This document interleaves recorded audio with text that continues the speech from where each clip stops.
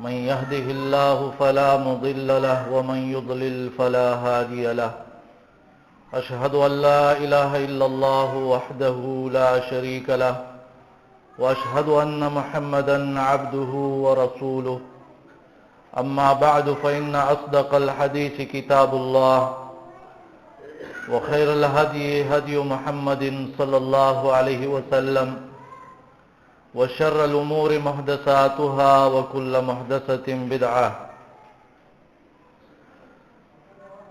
يا أيها الناس اتقوا ربكم الذي خلقكم من نفس واحدة وخلق منها زوجها وبث منهما رجالا كثيرا ونساء واتقوا الله الذي تساءلون به والأرحام إن الله كان عليكم رقيبا يا أيها الذين آمنوا اتقوا الله حق تقاته ولا تموتن إلا وأنتم مسلمون يا أيها الذين آمنوا اتقوا الله وقولوا قولا سديدا يصلح لكم أعمالكم ويغفر لكم ذنوبكم ومن يطع الله ورسوله فقد فاز فوزا عظيما يا أيها الذين آمنوا اتقوا الله وكونوا مع الصادقين.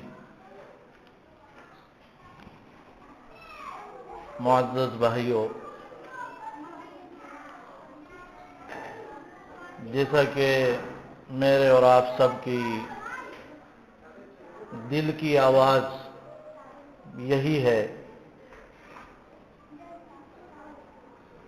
کہ ہم مخلوق ہیں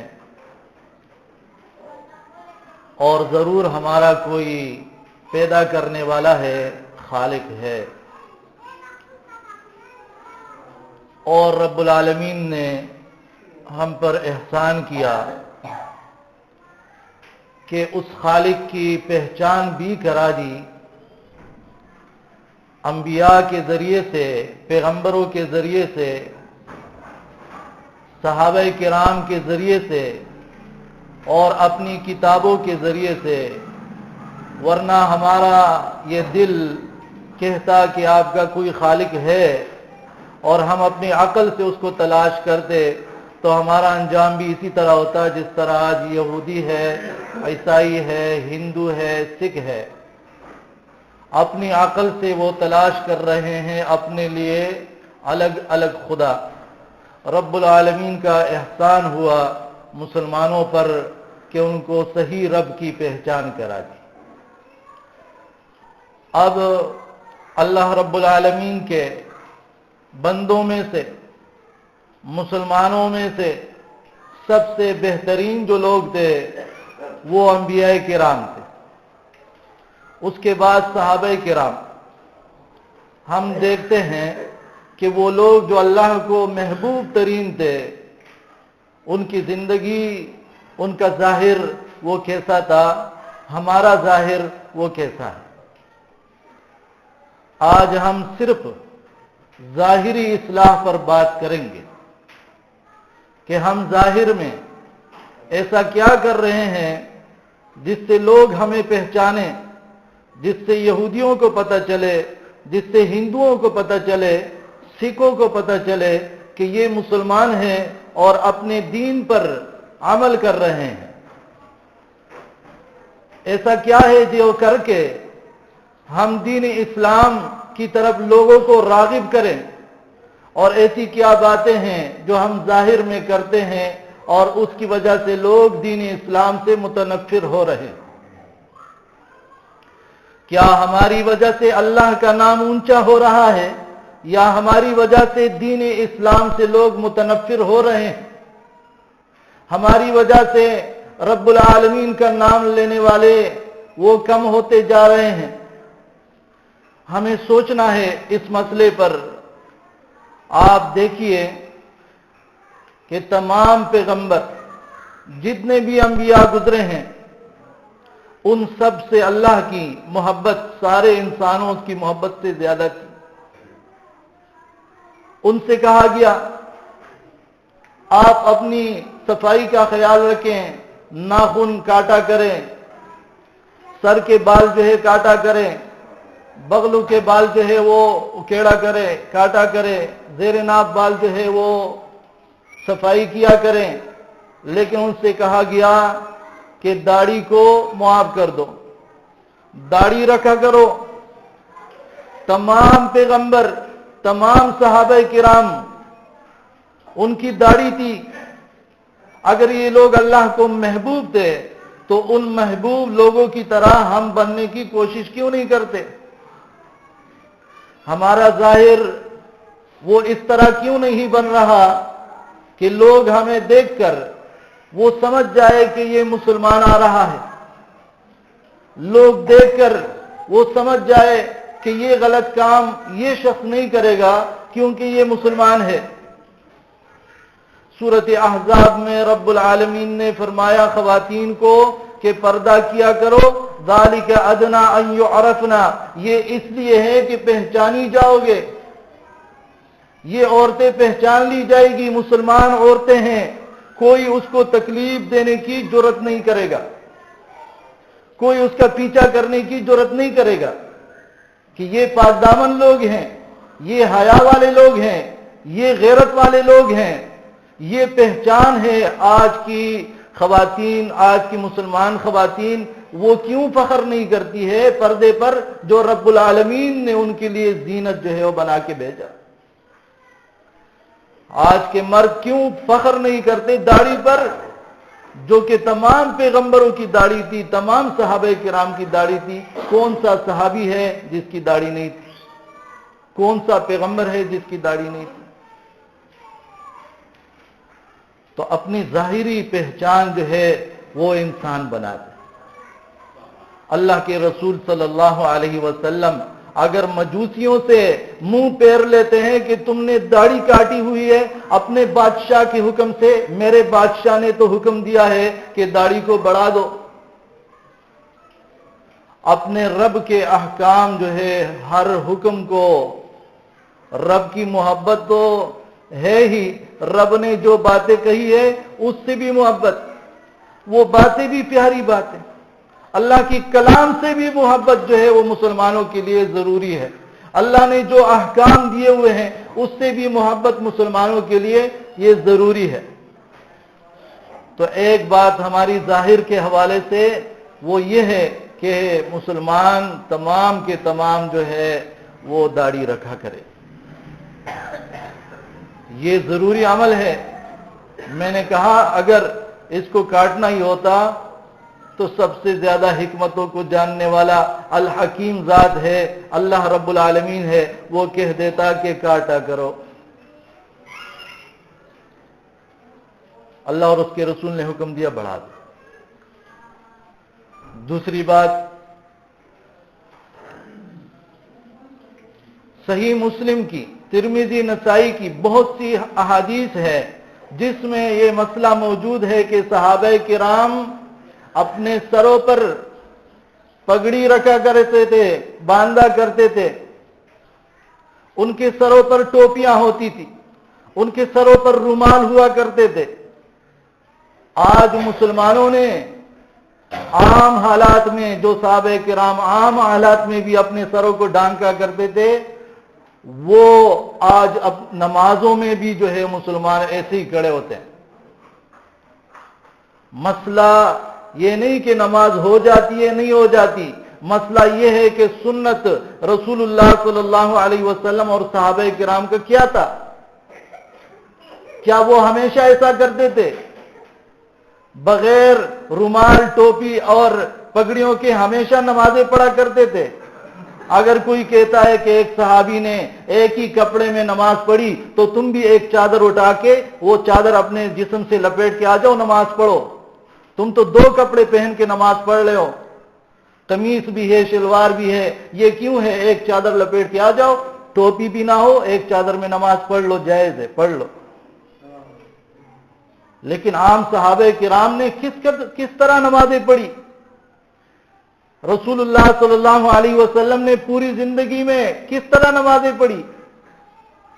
تو میرے بھائیوں، شیخ البانی رحمت اللہ علیہ نے اپنی کتاب تمام المنہ میں لکھا ہے کہ مسلمانوں کے اندر یہ عادت کہ کہ وہ اپنے سروں کو ڈانپتے نہیں ہے. یہ عیسائیوں کی طرف سے آئی ہوئی ہے کہ وہ عبادت کرتے ہیں تو ان کے سر جو ہے وہ ڈھکے ہوتے نہیں ہے. غیروں کی شعار جو ہے مسلمانوں کے اندر، اور آج مسلمان اس پر فخر کرتے ہیں.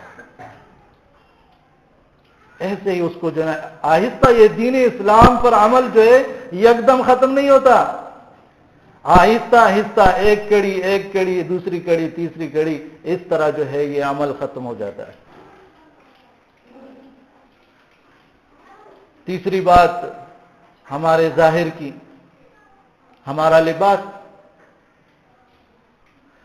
لباس کافروں جیسا نہ ہو. آج دیکھیں مسلمان ایسے شرٹس پہنا کرتے ہیں جس پر غلط قسم کی باتیں لکھی ہوتی ہیں. وہ جو کافروں کے ملکوں میں جنسی باتیں جو ہیں انہوں نے کھل کے لکھی ہوتی ہے شرٹس پر، وہی شرٹس اٹھا کے یہاں لوگ پہنتے ہیں، بازاروں میں گھوم رہے ہیں اور لوگ اس کو پڑھ رہے ہیں، وہ جو انہوں نے باتیں لکھی ہوتی ہے. مسلمانوں کا لباس وہ کافروں جیسا ہو؟ نہیں. کافروں کے مذہبی لباس سے اپنے آپ کو بچائیں، ایسے تنگ لباس سے اپنے آپ کو بچائیں جس سے جسم جو ہے وہ اعضاء و ظاہر ہوتے ہوں.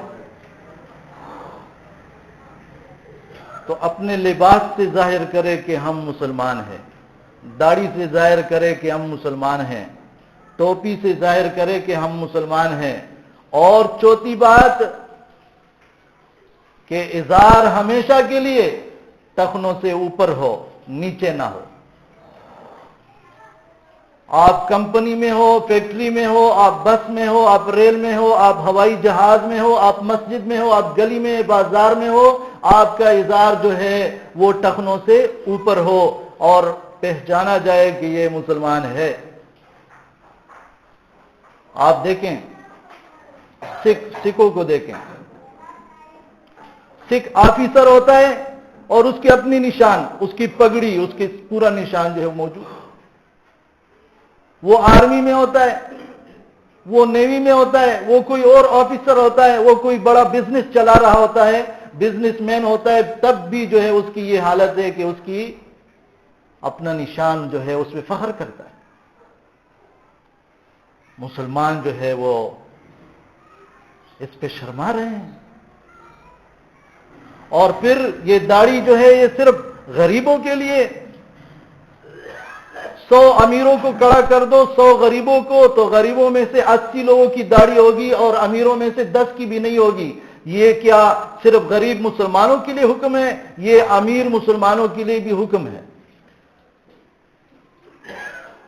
بہت سے لوگ ایسے ہوتے ہیں، وہ جب بہت کمزور ہو جاتے ہیں، لوگ اسے کہتے ہیں بہت آپ کا شکل جو ہے بڑا خراب عجیب سا لگ رہا ہے، کہہ رہا ہے ابھی داڑھی چھوڑ دو. داڑھی چھوڑ دی. کس نیت سے چھوڑ رہے ہو؟ کچھ لوگ کہتے ہیں آپ کے ساتھ داڑھی اچھی نہیں لگتی.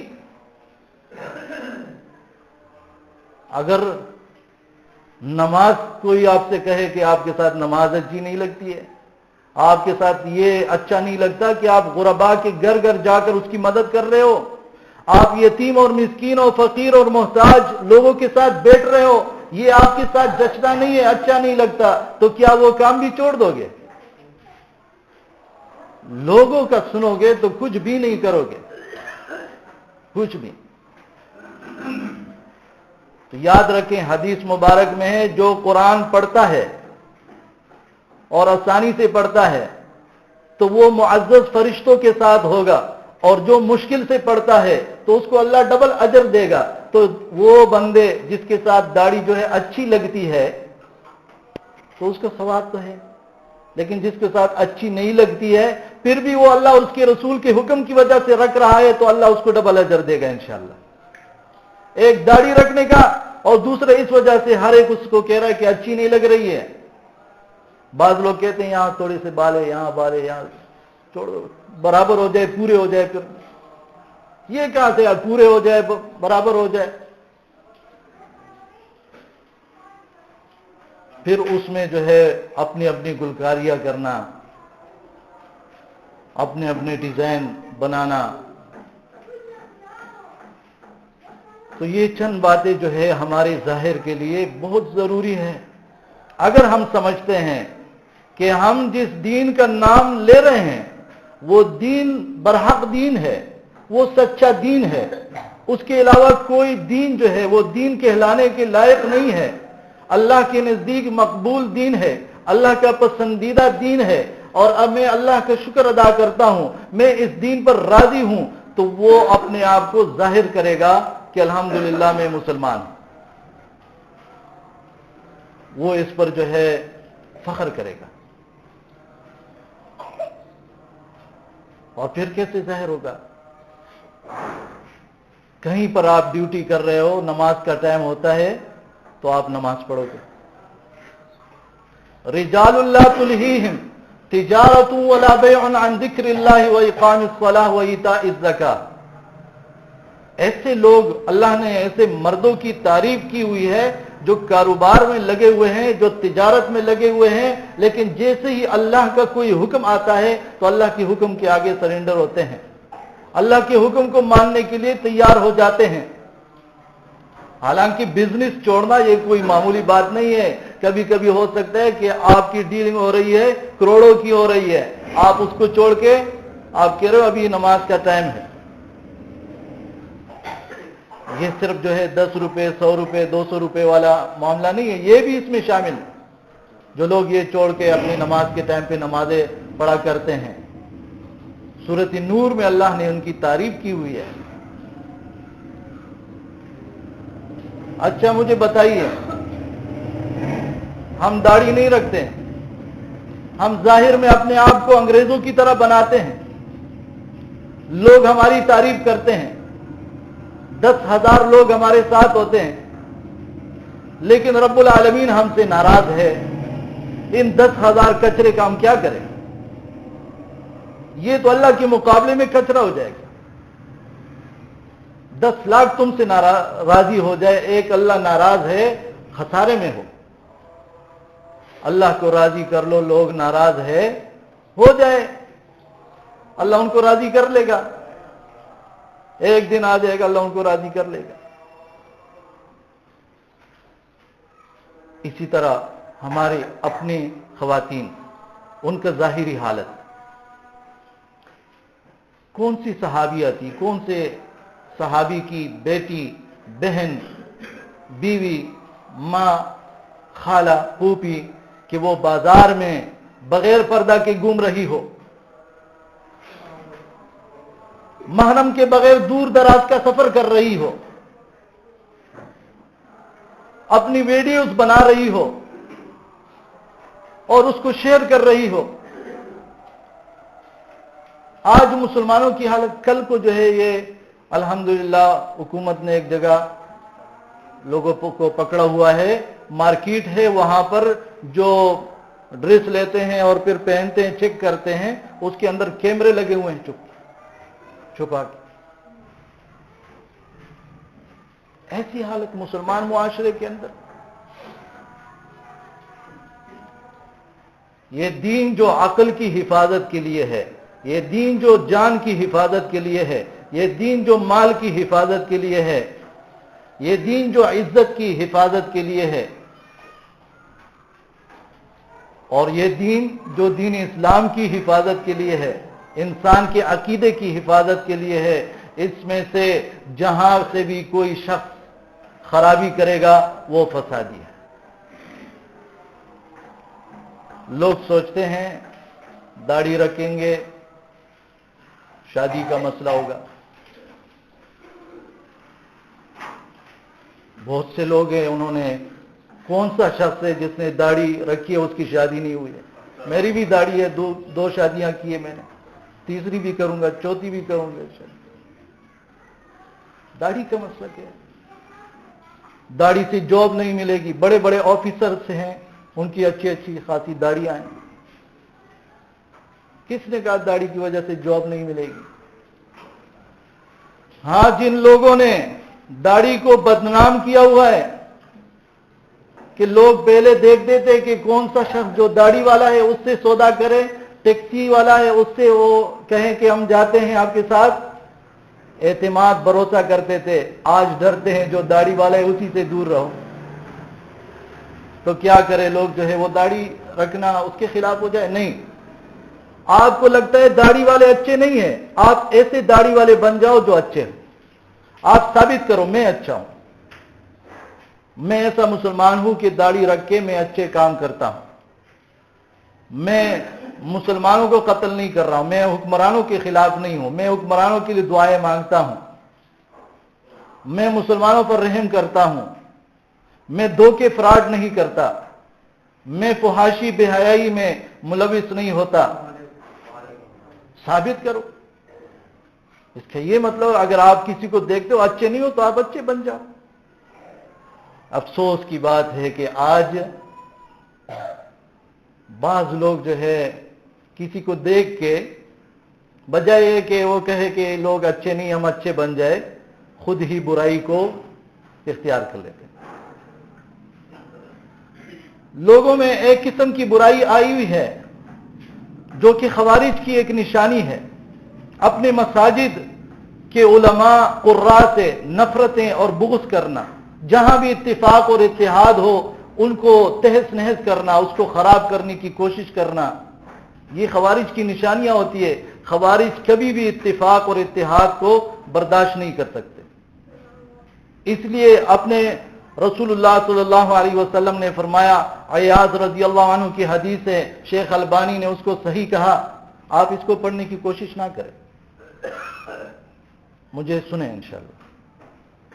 شیخ البانی رحمت اللہ علیہ نے فرمایا، حدیث نقل کی کہ صحیح حدیث ہے، رسول اللہ صلی اللہ علیہ وسلم نے صحابی سے کہا، اگر تو کسی حکمران کو نصیحت کرنا چاہتے ہے اس کے ہاتھ کو پکڑ کے اس کو تنہائی میں لے جاؤ اور اس کو نصیحت کرو۔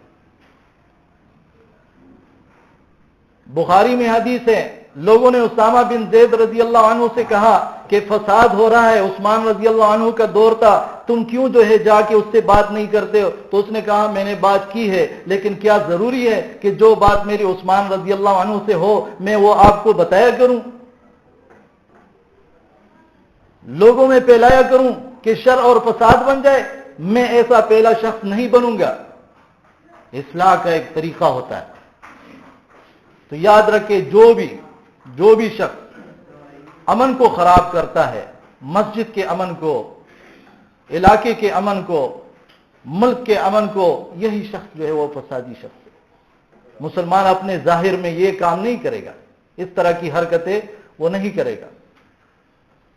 بعض لوگ اپنی مسجد کے علماء کی قدر و احترام نہیں کرتے اور کہتے ہیں کہ ہمیں سب کچھ پتہ ہے، علماء کی ضرورت نہیں ہے، اور کیا کرتے ہیں ان کو سب کچھ پتہ کہاں سے چلتا ہے؟ وہ کوئی کتاب پڑھ رہے ہوتے ہیں، کوئی تفسیر پڑھتے ہیں، تو یہ تفسیر کس نے لکھی ہے؟ یہ بھی تو ایک عالم نے لکھی ہے۔ یہ جو آپ نیٹ سے تقریر سن رہے ہو یہ کون کر رہا ہے؟ یہ بھی ایک عالم ہے۔ آپ علماء سے نفرت کرتے ہو، آپ علماء کو حقیر سمجھتے ہو، تو وہ نہ سنو نہ پڑھو یہ کتابیں، جاؤ بازار میں بیٹھ جاؤ۔ شیطان کیا کیا کر رہا ہوتا ہے ہم مسلمانوں کے ساتھ، اس لیے سمجھنے کی کوشش کریں۔ اگر آپ نیٹ سے 100 تقریریں سنتے ہیں اور آمنے سامنے ایک عالم سے ایک بیان سنتے ہیں تو یہ ایک بیان اس 100 بیانات سے بھاری ہے، تو اپنے علماء سے رابطہ رکھا کرے۔ شیطان انہی لوگوں کو گمراہ کرتا ہے جو الگ ہو جاتے ہیں، یہ صحیح حدیث ہے۔ تو اس لیے یہ بہت ضروری ہے اپنے مساجد کو جو ہے وہ آباد کرنے کی کوشش کریں۔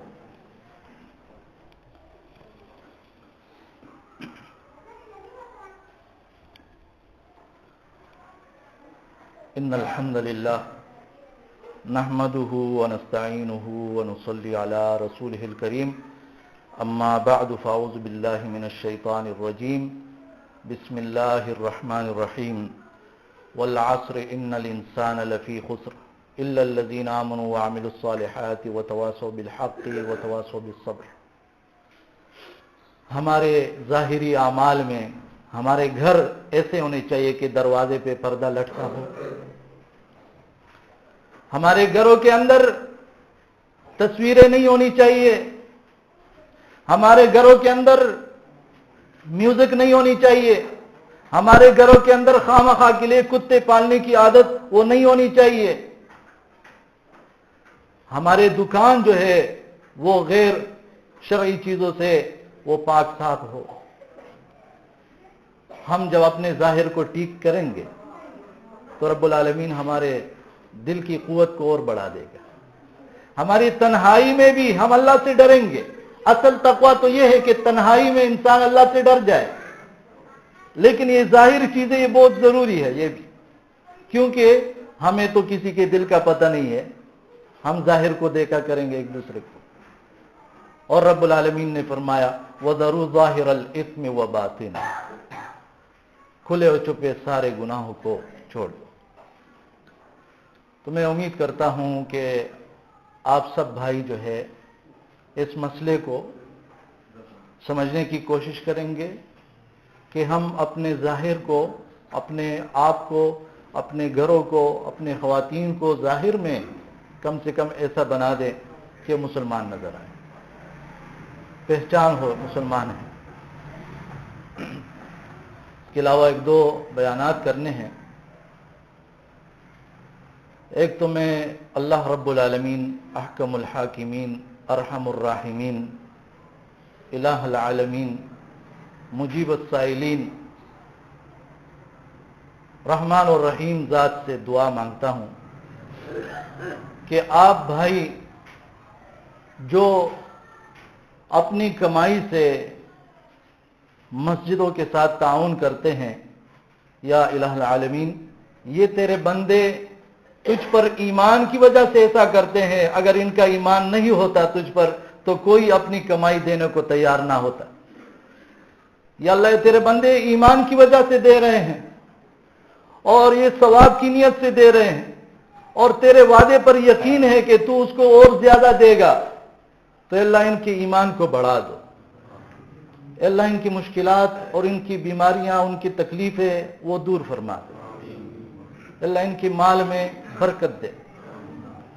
تو ساتھیو، یہ جو آپ تعاون کرتے ہیں بغیر کہے ہوئے آپ تعاون کرتے ہیں، لیکن ہم جو ہے اس لیے یاد دہانی کراتے ہیں کہ بعض اوقات جو ہے وہ انسان کی توجہ نہیں ہوتی، ورنہ آپ اپنے ایمان کی وجہ سے دے رہے ہیں.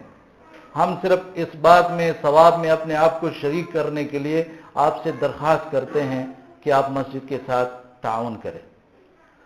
اور ہم اس حدیث کے مطابق دعا کرتے ہیں. رسول اللہ صلی اللہ علیہ وسلم نے فرمایا کہ ہر صبح 2 فرشتے دعا کرتے ہیں کہ اے اللہ جو دینے والا ہے اس کو اور زیادہ دے، اور جو روکنے والا ہے اس کے مال کو تباہ کر دے.